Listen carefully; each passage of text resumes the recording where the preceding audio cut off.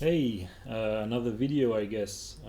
Many of you liked the previous one about my workflow, and I asked you if you wanted to see another one more specific about a painting, and hundreds of you said yes, so I'm pretty happy. Even though, keep in mind that this is my very humble knowledge about composition, lighting, I don't know, 3D. There are many great resources on internet available about those subjects. This is just the way I see it. But if it can help some of you, then I would be happy. So yeah, let's dive in. So we are going to talk about this painting um, through through these chapters. Let's say starting with the idea, then the thought process. 3D and composition to me it's pretty linked, and colors and 2D as well. It's kind of grouped to me. So the idea, I was kind of obsessed, to be to be honest, when I started these images. At some point, I was thinking only about that. So yeah, at some point, I would go in my bed at night and switch off the light, and I would have super fast these images in my mind. Um, and I knew I had an idea at least. I wanted to make an image with a boat on the beach, because I remembered somehow this photo from Steve McCurry. And I really love like huge boat on the beach like that. It's so unusual, and I thought that there is something to play with, like scale wise, with the character. And these are photos I took in Dunkirk in north of France. So yeah, I really like the mood, the flair. And this is another photo of I don't know, tiny human next to boats. I don't know why it's super appealing to me. Anyway, so that's really what I had in mind. Super fast images in my mind. So I would just turn off the light, turn on the light, and in the note in my phone just write some keywords to remember the next day. Uh, yeah, what I had in mind. So at that stage, that's the mental image, if you could say, that I have. It's really blurry and defined. I don't know the colors. I don't. I know that I want a character, a boat on the beach, but that's all. I really want to play with contrast and having a strong composition. I thought it would be fun as an exercise to really work on the composition. So that's the two main aspects I knew I wanted to work on. Now, contrast. When you say contrast, most of the people they would think about contrast of values. So having something dark against something bright, or the opposite, something bright in front of something dark. And I used that one because it's a very strong tool, let's say, to use in your image. But there are many aspects, I think, or how can I say, different ways to see contrast. Another one would be contrast of colors. In this case, again, a photo from Steve McCurry on the left, like complementary colors. I played also with that in the painting. You can also have contrast in terms of storytelling. The one on the left is one of my favorite photos ever taken because of that. I think it was during the Chechen War in the 90s, and yeah, having this soldier playing with a weapon, playing piano in the middle of a battlefield. The contrast is so huge that it makes really like a really powerful photo. And the one on the right, yeah, having those happy little balloons in surrounded by like a very dark and rusty environment, the contrast is also pretty strong. But in my case, I also wanted to play with contrast in terms of size, because again, boats, beach, tiny human, and I think it's pretty cool to play with like big, medium, and small shapes. So yeah, that was also one of the main components to me to play with, and yeah, I think that's the reason why I always say having a big visual library is important, because when you have the idea, you can quickly go to the image you want or you have in mind. So that's why I created a website and archives before that. It's just to collect. I'm trying to upload it daily. It's tifot.com, the things I found on the internet today, and I'm trying to just put different, very different images. To again, if you have contrast in mind and you look at those images, you will see what I mean. So I don't know if you want to check it. If not, even I would advise you to eat as a as a visual hygiene. Couple of images, a nice quantity of images every day, to build not too much, but just to create that your own visual library. I think it's important. Anyway, let's jump to Blender with the assets I used. Yes, here, still recording. So that's the whoops, where am I? That's the asset I used to the image. So I think I bought this one, this, and these two. Oops. I bought these and the rest was free. The beach, it's a very bad quality images of a beach in Iceland that I just tiled. I repeat it, and it's okay, like, because when you're close to it, I'm gonna use it as a reference. So even if the quality is very bad, I don't mind. So yeah, that's it for the assets. What can I can show you the scene itself. It will take a while to load. Okay, so that's the camera view.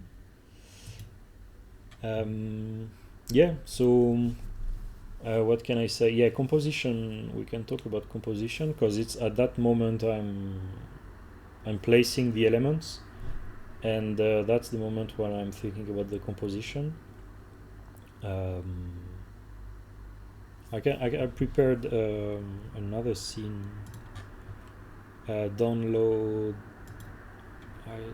I'm gonna write the name of the guy in the comment on YouTube in the description, because yeah, he created that scene, and I think it's a good way to show you, because I'm taking lots of photos. I really like taking photos, and spending years in the streets looking for the right angle, created some how do you say, like a automatic kind of way of seeing things, and in this case, so if you take that view, I created some lines. So every time you see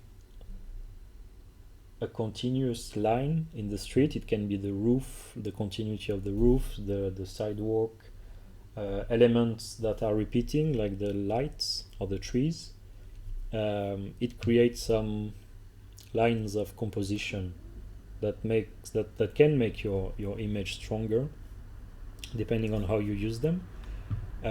So that's why I created these lines. Now, if I tone down the lighting so you can see. Look at how the lines are changing depending on where the camera is placed. So I can even reduce it. I can reduce the environment. Now I'm like changing the focal length. So focal length is also very important. Yeah, and also if you tilt your camera, how it influence your lines of composition. So that's I think, yeah, taking photos is something really useful that you're going to learn a lot and create these automatic I don't know, way of seeing the environment. So when I do that when I'm placing the elements, and for example, to show you so yes, so yeah, I'm gonna redo it. So the main how do you say, composition line to me was the one on the oops, wait a second, yes, so this so yeah, that was this line. I wanted her to be the focal point of the image, so she had to be super fast identified when you look at the image. So I was looking for all these lines, you know, to guide your eye to her. Again, like I put the rope here just to have a strong line here. And again, yeah, like so every lines are converging in a way, like even the verticals, somehow they are all going to the same direction. Then I knew also that I wanted to add smoke, because she would have like a flare in the hand. So with the smoke I also wanted to create, so I'm gonna show you. So I put smoke almost all around, like here, because I wanted to create that that feeling of I really wanted to have this kind of movement for your eyes, like the line of the boat, and the line of the boat would like lead you to her, and the smoke would in a way lock your eyes to not go away from the painting. So that's the main idea. So if we go to Photoshop, it's not open, so let's open Photoshop.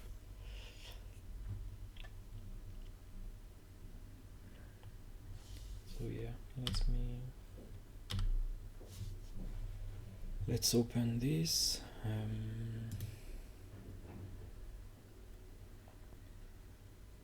Okay. I can show you the where is it? The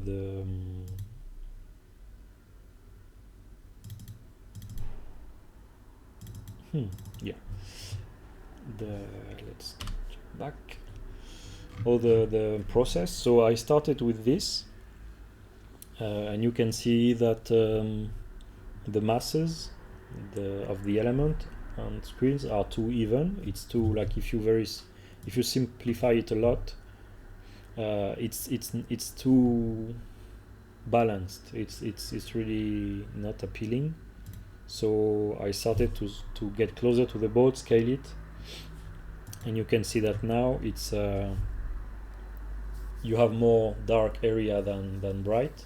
So that was a good start. And then I slowly added elements, moved the camera a bit. It's lots of back and forth, changing the lighting. I don't know why at some point I added like that guy. But yeah, I reduced the size of the robot. I added her and the dog. Yeah, and again, just changing the focal length, the point of view, the scale of all the elements. Yeah, that's it's pretty fast, this process. It can be a trap in a way, because you can spend forever in that stage just like tweaking the camera, changing the point of view. So at some point you just need to go for one. So that's the final image. Let me show you from the beginning. So that's my render. I can show you also in Blender the lights. So as I told you in the previous video, I really like pushing things. So in terms of lights, so I added like an ambient light in a way. Then the light from the moon, even if it's not realistic, but I wanted to have a kind of rim light on the boat, and having the top of the robot brighter. Then I added the light of the flare. I wanted to see the name of the boat, so I added another light, just to add a bit of clarity. And then in the story, in my mind, another character was inside, exploring the boat. So I added more light, and also I wanted to play again with contrast, like complementary color, the bluish green and the reddish orange inside. So yeah, so that's the render, the raw render. I would start with the sky, just putting the sky, changing the colors, the values and everything. Here you can see that if you switch to black and white, the boat starts to get lost in the background, so I just lifted the sky. Then yeah, change at some point the colors, the color of the light inside.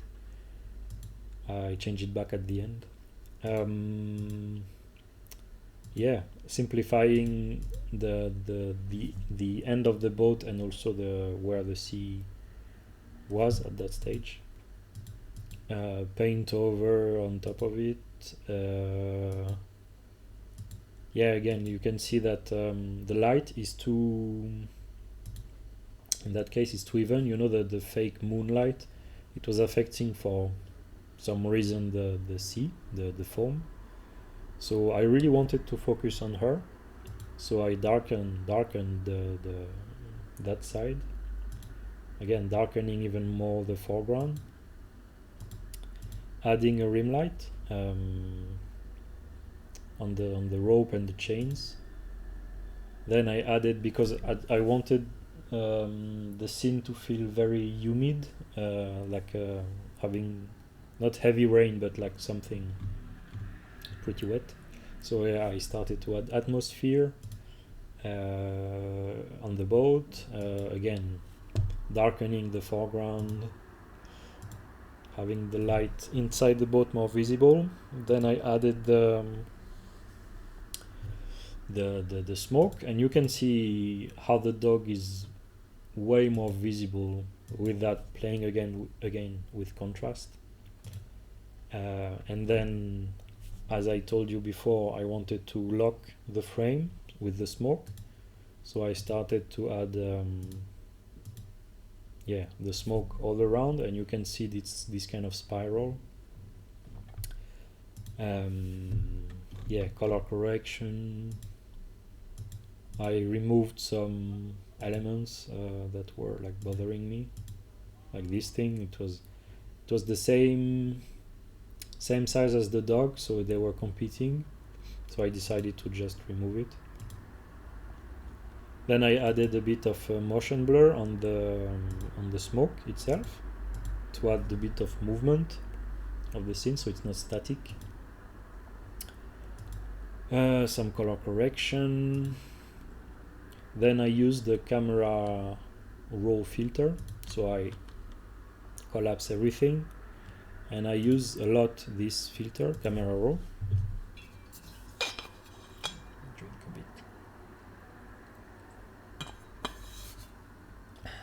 bit. So it's a bit like Lightroom. If you're taking photos, I think you know this software, but basically you have many filters, and I use it to just I think in that case I tone down the exposure, I reduce the exposure, and then with masks I just brighten the center part, changing the colors in effects, adding a bit of vignette again to lock the frame. So at the end it looked like that. So I really took like something more red for the inside of the boat, and I diffused also the light, and then it's a small touch, because again, like this, I was supposed to do one per day, so it's very rough and not really organized. Yeah, adding some ring light, fixing some details. What else? I added the rain. I don't know if you can see it. I mean, in Instagram, for sure you don't see it because of the compression. But yeah, I added the rain, some optical distortion. Again, like some reflections. I added the droplets on the ground. That's something maybe I can show you that, to create this kind of so if you create a new document and you want to have a brush for this, so it's basically something like that, let's say, and then you go to edit, define brush preset, and then if you go back here, so now my brush is doing this, so I don't want that. So if you go in the brush settings, you can increase the spacing. In shape dynamics, you just randomize the size. You can flip the x-axis, angle them a bit, and then you use scattering to just scatter them. And I think we are good.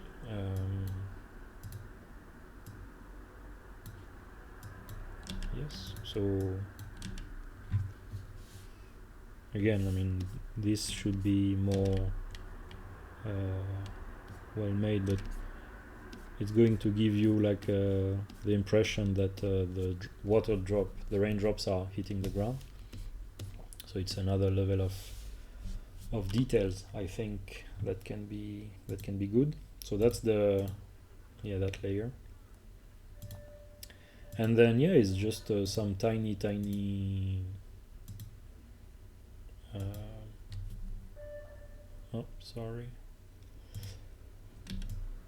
some tiny touches, color correction, adding grain, and I think yeah, that's all. And that's the final. Oops. That's the final painting. So voila. I hope it was helpful for you. Let me know if you have any questions. Feel free to message me. And yeah, I hope it helps again. And have fun.